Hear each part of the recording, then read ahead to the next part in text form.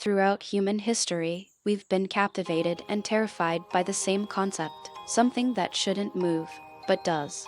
Something that defies the laws of nature as we understand them. Liquid metal represents one of our deepest psychological fears, the fear of the unknown taking physical form. But here's the thing, understanding the actual science behind liquid metals might just make them a lot less scary and a lot more fascinating. Today, we're diving into why shapeshifting threats haunt our collective nightmares and what the real science tells us about these mesmerizing materials. The primal fear of formlessness, why our brains fear what has no fixed shape.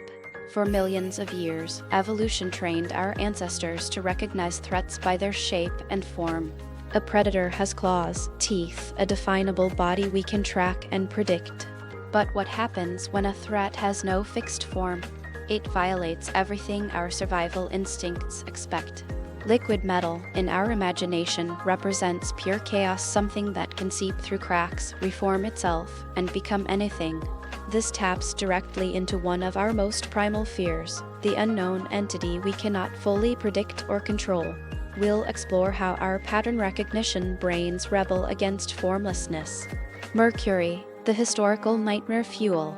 Long before the T-1000, Mercury terrified us. Medieval alchemists called it quicksilver, literally, living silver, and it behaved like something alive. It would bead up and roll across surfaces. It could dissolve gold. It was toxic, mysterious, and impossible to contain for long. Ancient people didn't understand the science, so they filled the gaps with fear and superstition.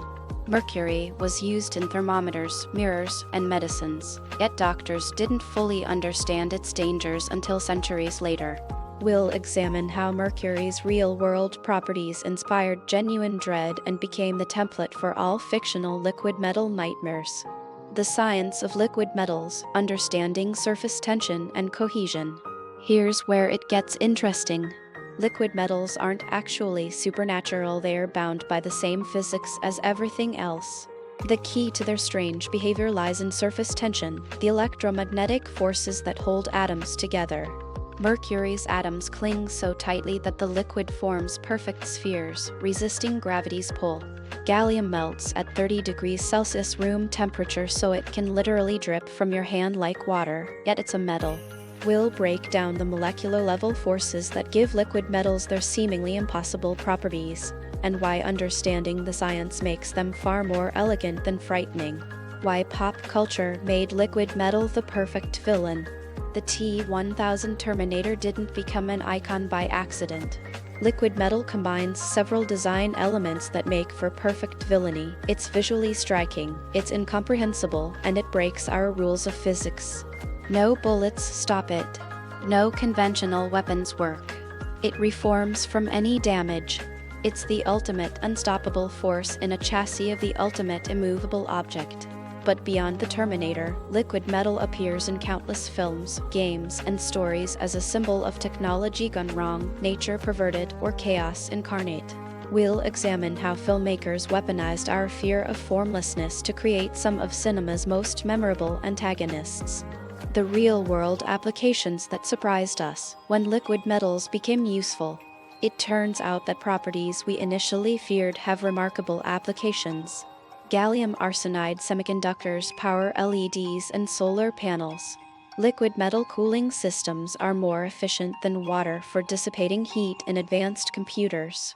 Researchers are developing flexible electronics using liquid metal because of its shape-shifting nature, the very property that made it terrifying in fiction. Medical applications include using liquid metals for targeted drug delivery that can navigate the human body. We're harnessing the properties that once seemed purely nightmarish and turning them into the foundation of future technology. The psychological paradox, why we fear what we're learning to understand.